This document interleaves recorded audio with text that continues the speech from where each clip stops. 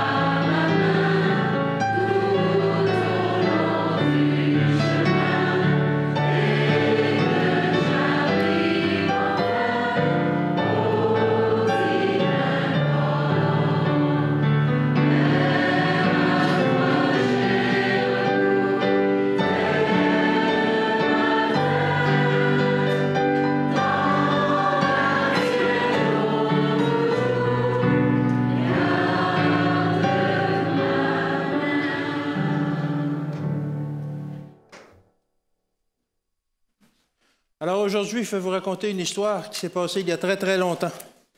C'est une histoire que vous connaissez sûrement. C'est une histoire que j'ai déjà parlé ici en avant, mais je vais la traiter d'une autre façon que je l'ai déjà fait. Alors, c'est l'histoire d'Élie. L'histoire de sa grande foi, mais aussi l'histoire de son épuisement. Le moment où il a vécu un effondrement total. Alors, on retrouve Élie à l'époque où régnait le roi Akab. Akab, vous le savez, était un roi qui fit le mal, qui fit ce qui est mal aux yeux de l'Éternel, selon l'expression biblique, et qui détourna le peuple du vrai Dieu.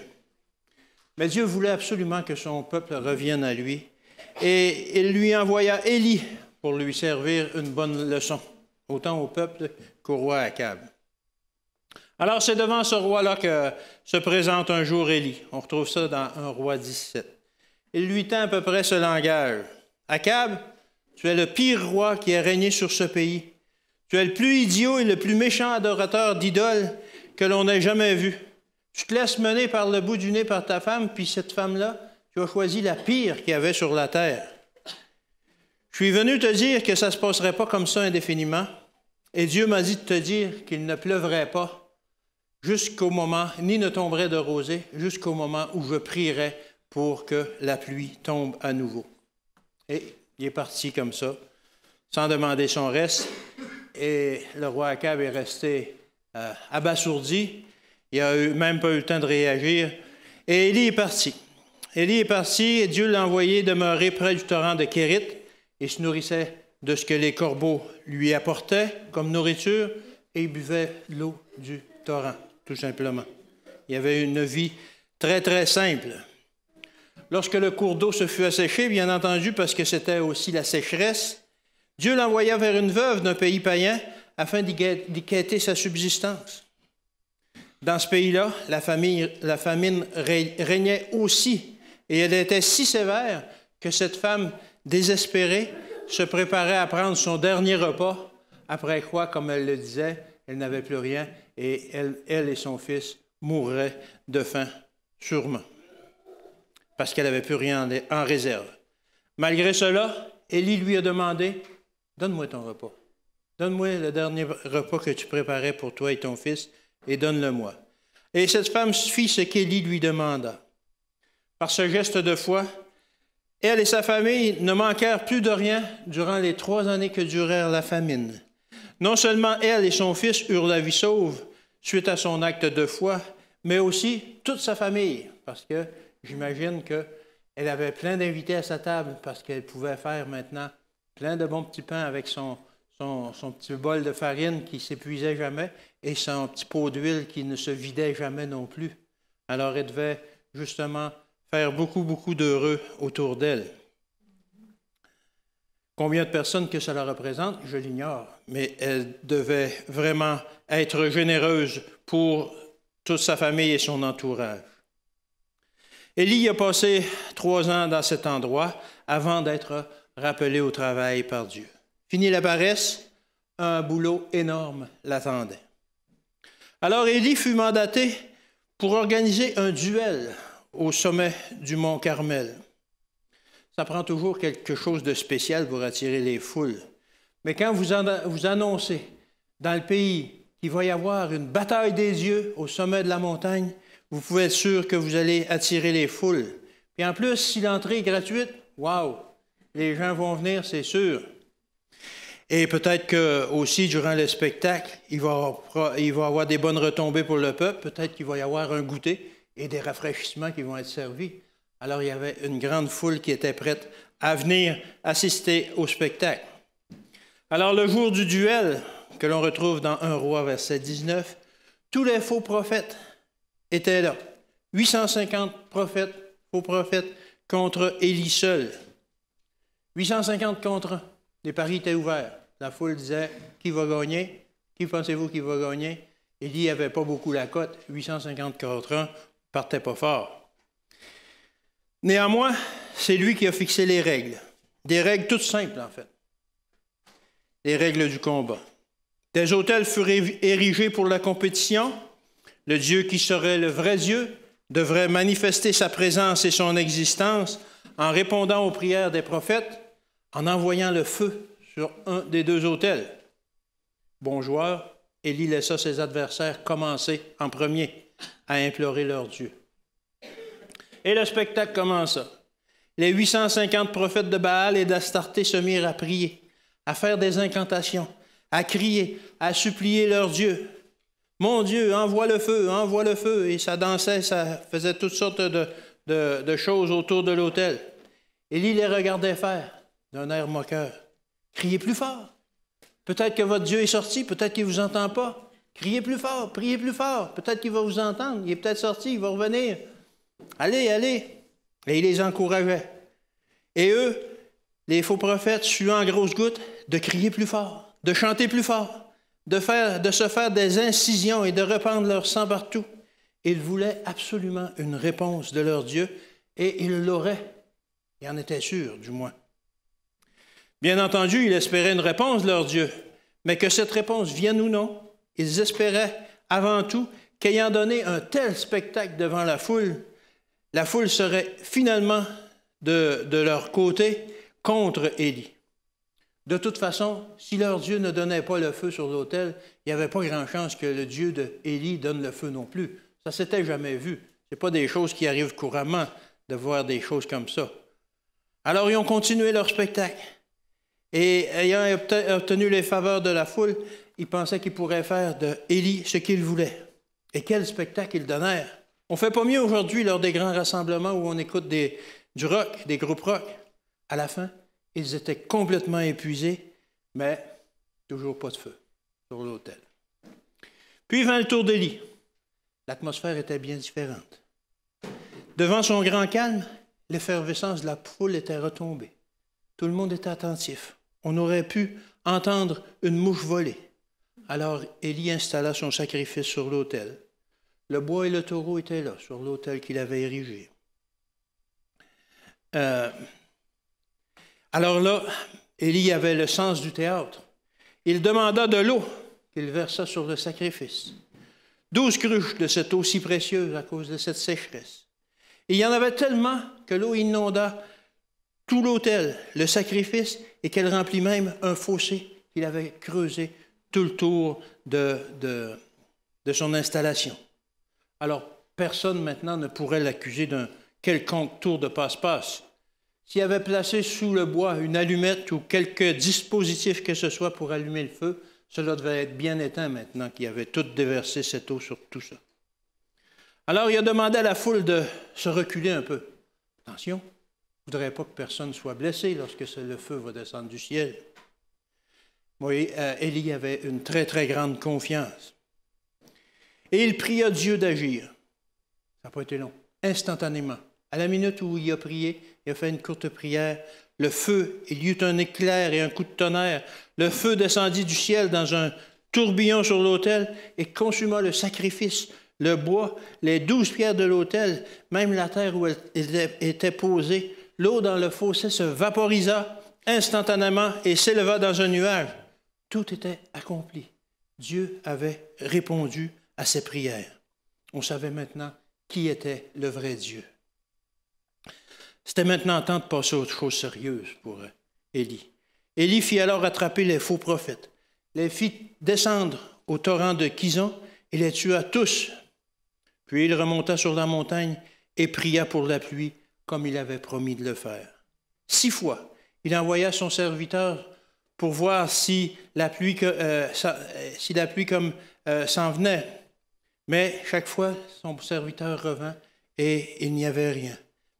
La 7e fois, le serviteur revint et dit « Ouais, je vois un petit nuage, la grosseur d'une main d'homme. » Et c'était suffisant. Pour Élie, juste de voir ce petit nuage, c'était suffisant. Il savait déjà que Dieu allait répondre à sa prière et que la pluie allait revenir sur le pays. Élie savait qu'il allait pleuvoir et que Dieu répondrait à sa prière. Il cessa de prier et dit à Akab, « Akab, rentre vite chez toi avant qu'il pleuve trop, parce que tantôt, ça ne sera pas beau, il va y en tomber de l'eau. » Et puis, bien entendu, la nuit s'en venait. Et comme le char d'Akab n'avait pas de lumière, on a inventé ça bien plus tard pour mettre sur nos chars. Akab courut en avant de lui jusqu'à la ville de Jizréel afin de le guider, afin qu'il ne tombe pas dans un fossé. Là, la nuit étant tombée, il s'installa à l'extérieur des murs de la ville, s'enveloppa dans son manteau et il s'endormit. Il avait accompli la mission que Dieu lui avait confiée. Maintenant, avec les faux prophètes qui n'étaient plus dans ses jambes, et maintenant que la foule avait exalté le vrai Dieu, la voie était grande ouverte pour une réforme spirituelle du peuple.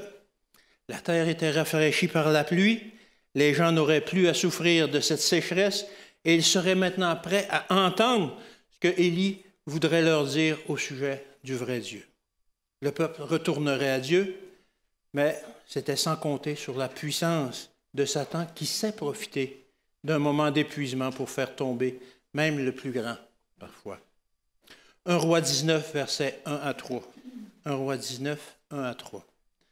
Akab rapporta à Jézabel tout ce qu'avait fait Élie et comment il avait tué par l'épée tous les prophètes. Jézabel envoya un messager à Élie pour lui dire « Que les dieux me traitent de toute leur rigueur, si demain, à cette heure, je ne fais de ta vie ce que tu as fait de la vie de chacun d'eux. » Élie, voyant cela, se leva et s'en alla pour sauver sa vie. Il arriva à Beersheba, qui appartient à Juda, et il y laissa son serviteur. Pourquoi est-ce que Jézabel n'est pas sortie elle-même pour tuer Élie durant qu'il dormait? Peut-être qu'elle avait peur d'abîmer son maquillage sous la pluie. Quoi qu'il en soit, elle envoya un messager pour lui dire ce qu'elle projetait de faire, projetait de ne pas le laisser tranquille, de ne pas le laisser vivre, pour lui faire peur. Et incroyablement, ça a fonctionné. Imaginez ce grand homme de foi qui venait d'accomplir un exploit incroyable, un exploit qu'on n'avait jamais vu. Il se leva, il prit la fuite devant cette menace, il courut et courut, apeuré, sur une distance de 160 km jusqu'à Beersheba, où il se coucha sous un genêt, un petit arbre. Il était si désespéré qu'il ne souhaitait plus que mourir. Qu'est-ce qui lui arrivait? Donc, qu'est-ce qui serait arrivé durant cette nuit de tempête si Élie, au lieu de fuir, avait répondu au serviteur de Jézabel, « Le Dieu que je sers va me protéger contre cette mauvaise règne. Retourne lui dire que ça ne fait pas peur. Dieu ne m'abandonnera pas, il sera mon bouclier. Je vais continuer d'aller de l'avant avec cette réforme. » Pensez-vous que Dieu l'aurait laissé tomber? Pensez-vous que Dieu ne l'aurait pas protégé? Effectivement. Dans le livre Prophètes et Rois, il est écrit à la page 160, s'il était, on parle d'Élie, s'il était demeuré là où il était, il aurait été protégé de tout mal. Une grande réforme aurait été mise en place. Le dénouement de cette histoire aurait pu être tout autre qu'il a été que l'on peut lire dans notre Bible. Peut-être que Jézabel aurait attrapé la lèpre et qu'elle serait décédée pas très longtemps après.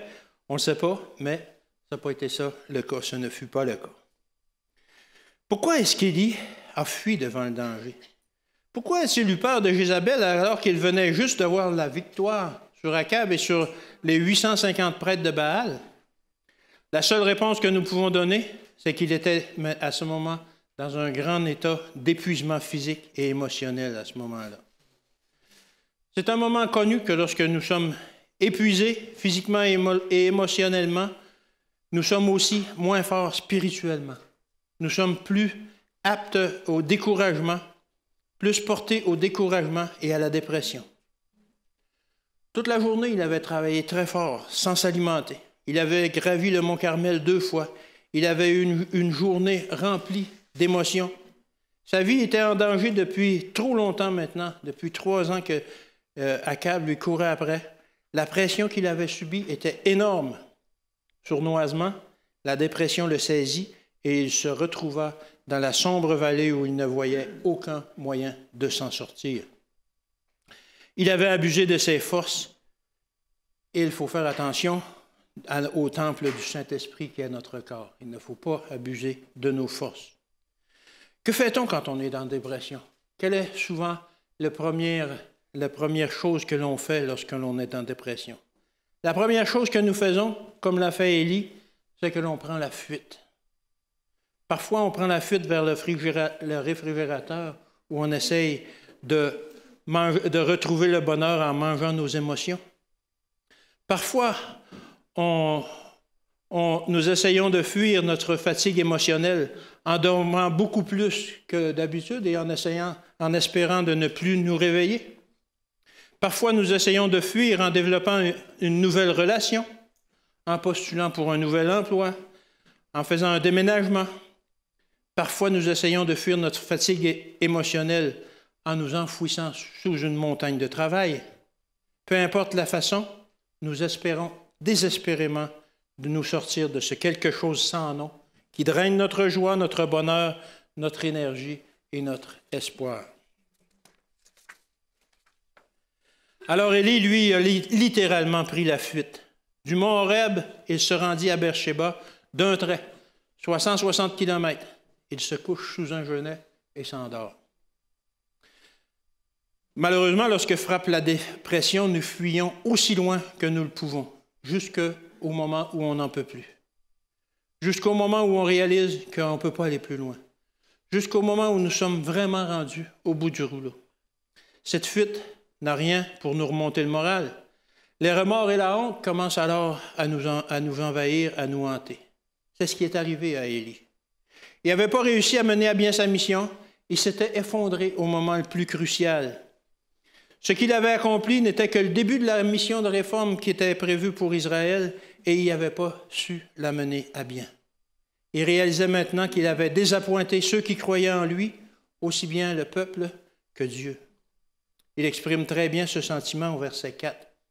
« C'est assez. Maintenant, Éternel, prends mon âme, car je ne suis pas meilleur que mes pères. » C'était son état d'âme à ce moment-là. Il était complètement désespéré. Il ne souhaitait plus que la mort. Quelle fut la réaction de Dieu devant la fuite d'Élie? Dieu aimait beaucoup Élie et il avait encore besoin de lui. Il avait encore beaucoup de travail pour lui et il tenait à cette réforme qui avait commencé dans le cœur du peuple. Mais par-dessus tout, il tenait beaucoup à Élie lui-même. L'amour de Dieu ne diminue pas pour une personne, même si elle a failli à la tâche. Même si elle est au bout du rouleau, même s'il semble qu'elle a tout gâché, Dieu n'abandonne pas son serviteur ni son enfant. L'histoire d'Élie nous en apprend beaucoup sur la façon dont Dieu agit avec les gens qui ont atteint les bas-fonds. Voyons voir comment il a agi avec Élie. Dieu ne condamne pas. Dieu comprend encore mieux que nous la situation dans laquelle nous sommes. Il sait que parfois, nous en avons trop vu et trop fait depuis trop longtemps et que nous ne pouvons pas en prendre plus. C'était le cas d'Élie. Il était rendu, il en avait trop vu, trop fait et ne pouvait plus en prendre plus. Au verset 7. L'ange de l'Éternel vint une seconde fois, le toucha et dit, « Lève-toi et mange, car le chemin est trop long pour toi. Viens, prends le temps de refaire tes forces. Voici de la nourriture, mange, repose-toi, car le chemin d'où tu viens, ce que tu as vécu, ce qu'il te reste à faire, c'est trop long pour toi, c'est trop lourd pour toi, c'est trop de travail pour toi. Viens, restaure-toi. Dieu ne condamne pas. De plus, Dieu vient à nous là où nous sommes. Peu importe combien loin nous avons fui. Peu importe si nous sommes au plus bas et qu'il semble qu'il n'y ait plus rien à faire avec nous. Dans le livre Vers Jésus, Ellen White écrit à la page 93, « Nous ne savons peut-être pas que notre Sauveur se penche sur nous avec compassion et amour, mais c'est pourtant le cas. Nous ne ressentons peut-être pas qu'il nous touche, mais sa main est sur nous avec amour, tendresse et compassion. » Alors Dieu est là pour nous. Peu importe que l'on le sente ou pas, Dieu est là pour nous. Deuxièmement, Dieu nous offre une aide immédiate. Dans le cas d'Élie, cela se traduisit par, au verset 6, « Il regarda et il y avait à son chevet un gâteau cuit sur des pierres chauffées et une cruche d'eau. Il mangea et but. » Élie avait besoin de refaire ses forces.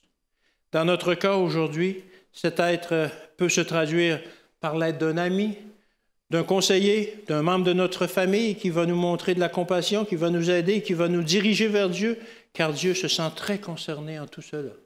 Dieu va nous fournir l'aide dont nous avons besoin, une aide immédiate, si nécessaire, Dieu est là justement pour veiller à nous fournir l'aide dont on a besoin. Troisièmement, Dieu donne du repos. Dieu connaît tous les efforts que nous avons faits pour accomplir la mission. Ensuite, pour fuir la douleur qui nous étreint et que ça nous a épuisés physiquement et intellectuellement. Dieu savait qu'Élie n'était pas uniquement épuisé physiquement, il savait aussi qu'Élie était vidé émotionnellement, qu'il se sentait coupable, qu'il avait du mal à se pardonner son échec. Dieu donne du repos. Matthieu 11, versets 28 et 29. « Venez à moi, vous tous qui êtes fatigués et chargés, je vous donnerai du repos. Prenez mon joug sur vous et recevez mes instructions, car je suis doux et humble de cœur, et vous trouverez du repos pour vos âmes. » Dieu a permis à Élie de se reposer, et comme il l'a fait à Élie, il le fera aussi pour nous. Il nous placera en situation où nous pourrons enfin nous reposer un moment si nous nous en remettons à lui, si nous prenons son fardeau qui est doux et léger. Quatrièmement, Dieu prend le temps de nous guérir. Même après avoir pris de la nourriture des anges, Élie n'est pas revenu instantanément à la normale. Dieu sait que nous sommes faits de poussière et que guérir prend du temps. Nous sommes une mécanique complexe qui parfois, lorsqu'elle est déréglée, ça peut prendre du temps justement à régler, à guérir. Psaume 103, versets 13 et 14. Psaume 103, 13 et 14. « Comme un père a compassion de ses enfants, l'Éternel a compassion de ceux qui le craignent, car il sait de quoi nous sommes formés. Il se souvient que nous sommes poussière. » Dieu ne nous bouscule pas.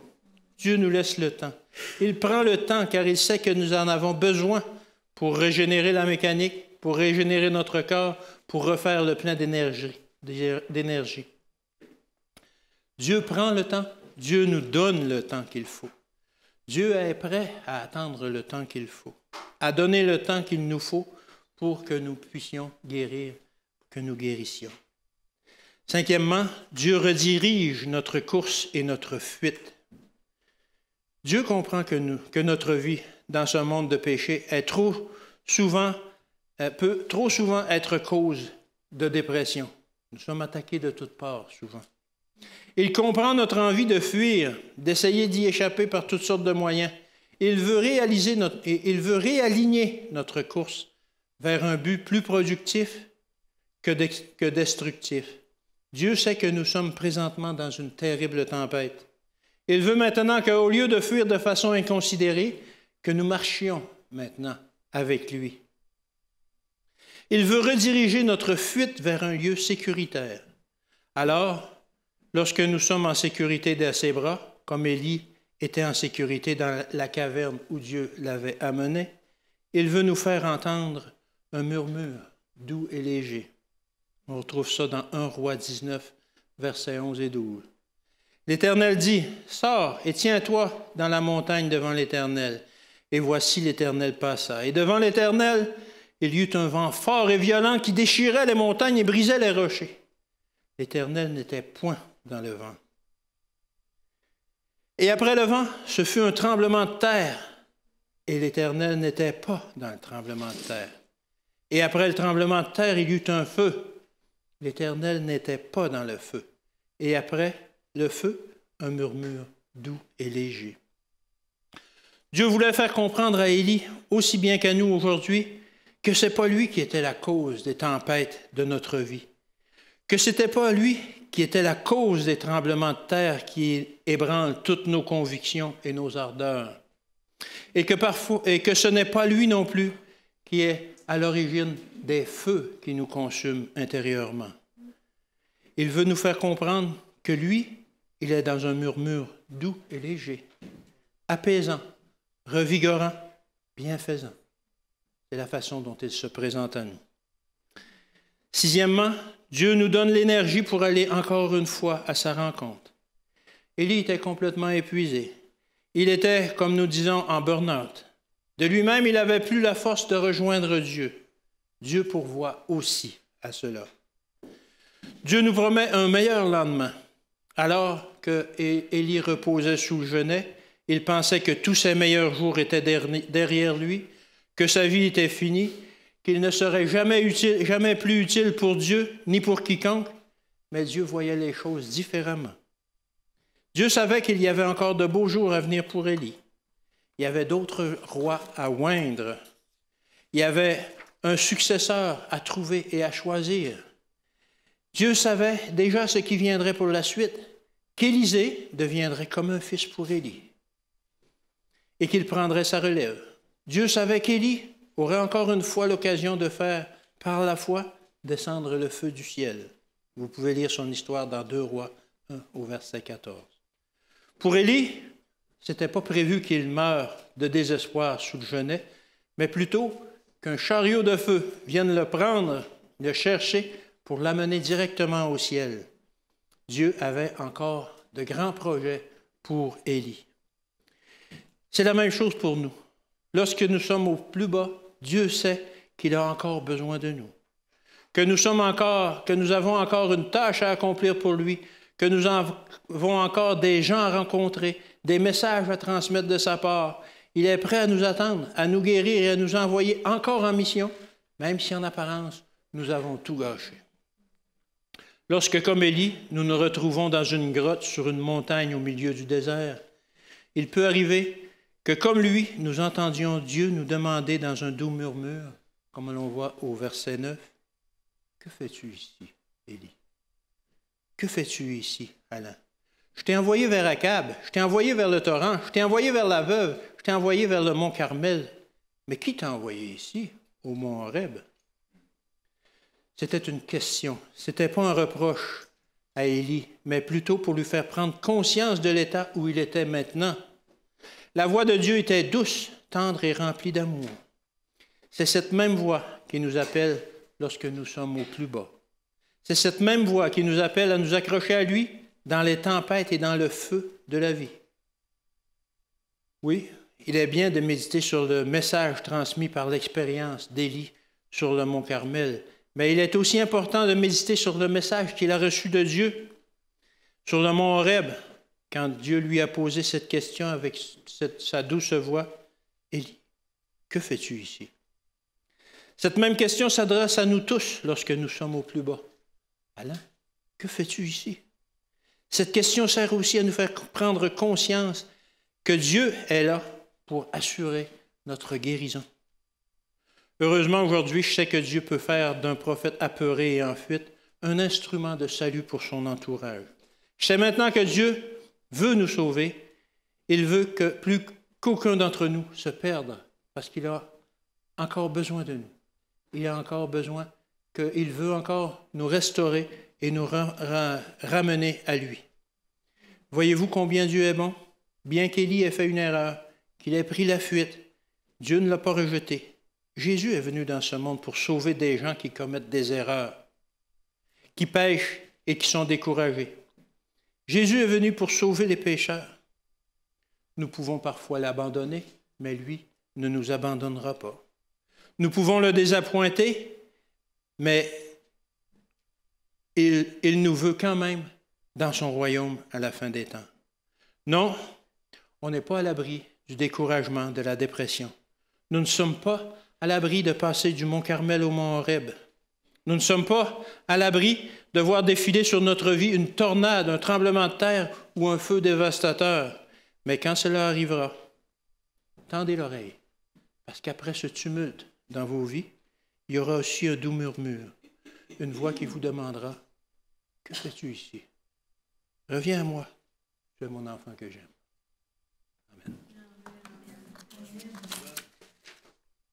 Amen.